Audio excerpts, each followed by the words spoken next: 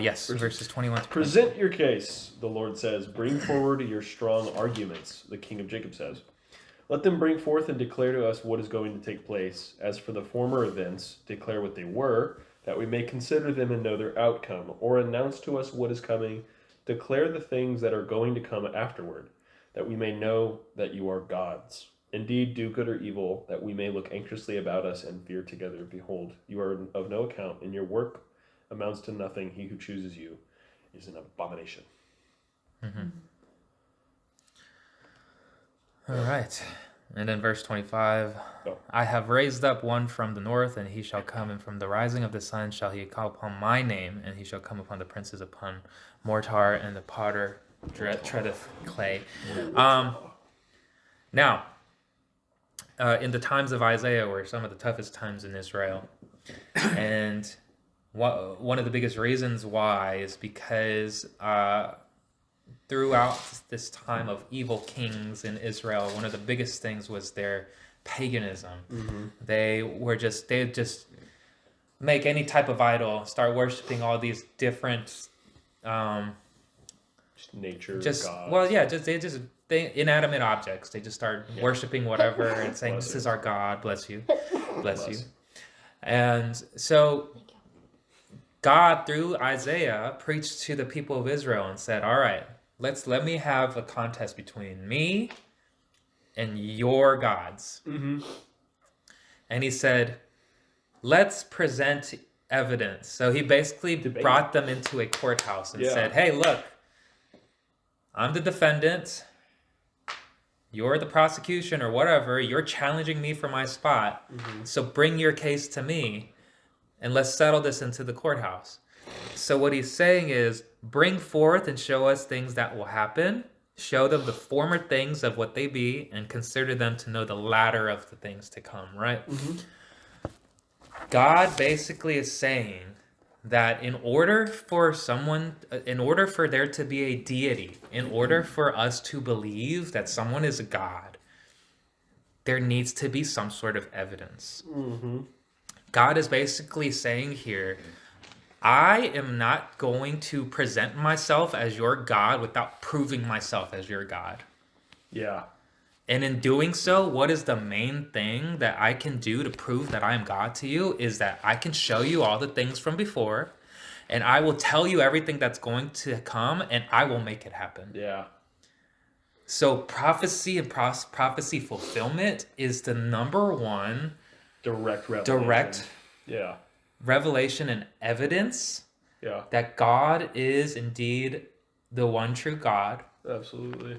And that Jesus is our God. And when we look at this, you look at the Old Testament and then you look at the New Testament where Jesus said, hey, look, the Old Testament scriptures talk about me. You look at all of these things. We start from Genesis chapter 3 and verse 15, where Adam and Eve sinned and then brought death and sin into the world. And in doing so, God had to create some sort of plan to redeem us from sin. Mm-hmm. Immediately as they get kicked out of paradise in the Garden of Eden, and they get kicked out of there, God makes a promise in Genesis 3:15 and says, and I will put I will vow and put enmity between you and the one.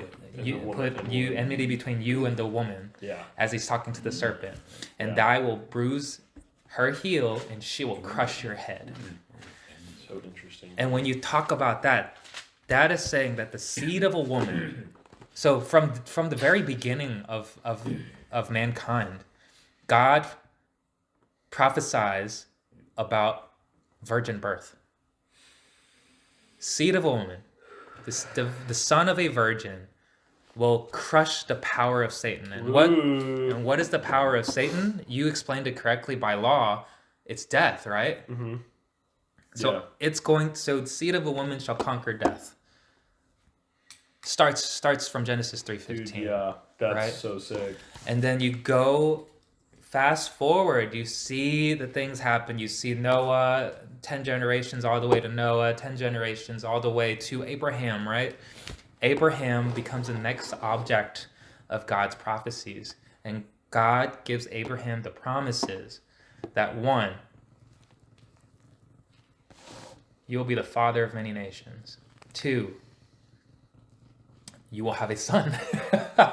And 3, which is the most important one, is through you,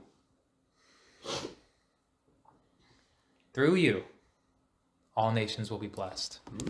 So through that, God chose Abraham's line to be the bearer of his salvation. Yeah, dude.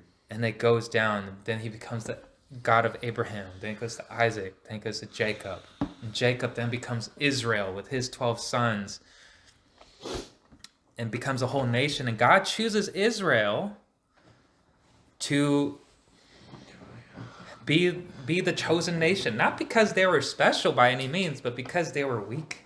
Yeah. It's these weak people conquering different nations. And then, inherited the earth. right?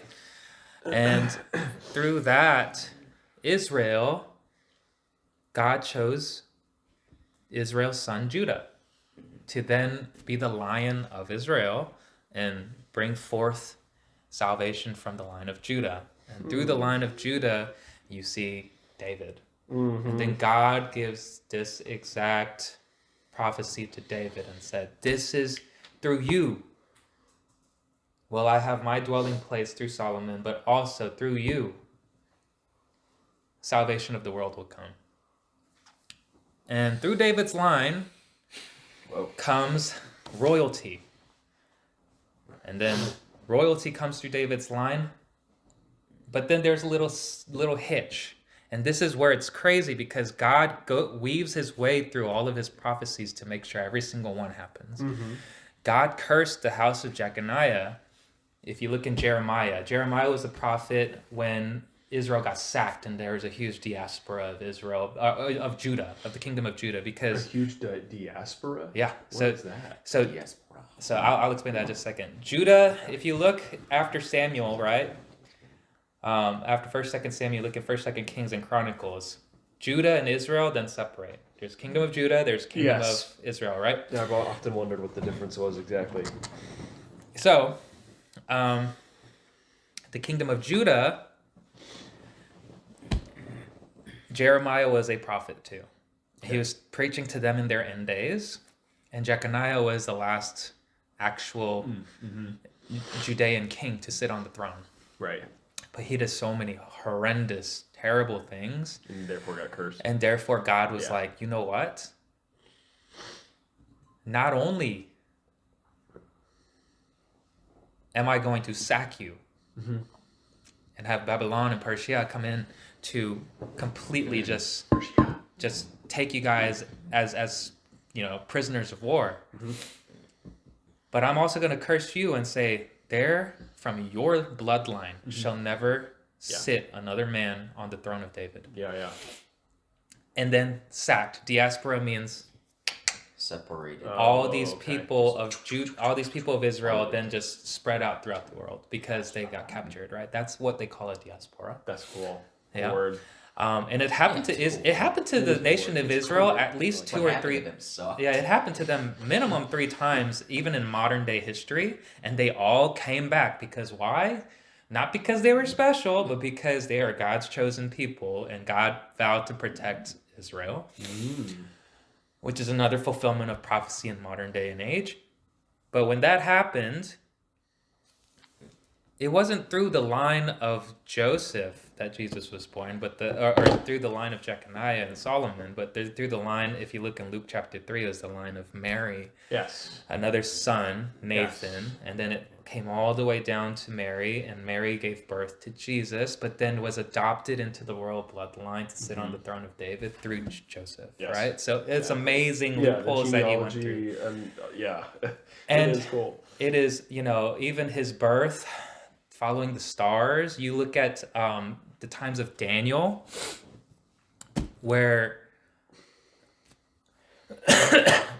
Daniel, being one of the greatest prophets and teachers of the Old Testament, he was one of the people that would share this message of the birth of a Messiah and made sure that it stayed even though they were under the rule of Persia, right? Of King Darius.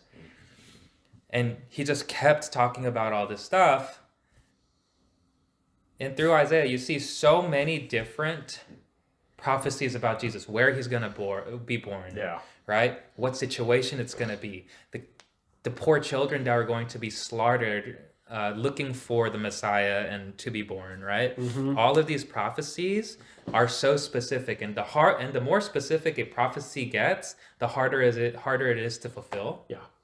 And God made it so intricate for that to actually happen. Yeah. Because if God says tomorrow's going to rain, that is a very vague promise, right? But if it's hundreds of years from now, these people will give birth to this person, and then he goes on to do that. Yeah. yeah, and that goes on to show that itself should prove. Yeah. But then to put the nail in the coffin per se, and to shut everyone up, he gave everyone the sure evidence in Romans 1 chapter 2 through 4, that he gave assurance unto all men through the resurrection of Jesus Christ, that he is who he says he is, and everything he says will always happen. And that is something that that is one of the biggest things that came to me when reading Isaiah, is this little portion here, is that God is not going to leave us to be defenseless when we are going out into the world. He gives us every piece of evidence that we can imagine. Yeah. Insurmountable, undeniable historical evidence. Yeah. And scriptures. And that's why they call the scriptures the sword of the Spirit, right? Right. So with that being said, through all of these things and his fulfillment of prophecy, we can go out into the world. We can fend for ourselves. Yes. And we can also go out and bring upon more disciples through sure evidence, undeniable proof. Yeah. The best thing that we can do is show people that proof, and it is Accept it. is completely up. That becomes, at that point, our job is done. Yeah.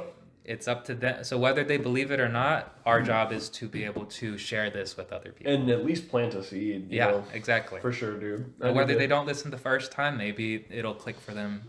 Like Saul. Yeah. Maybe it'll click eventually. Yeah, dude. Nice.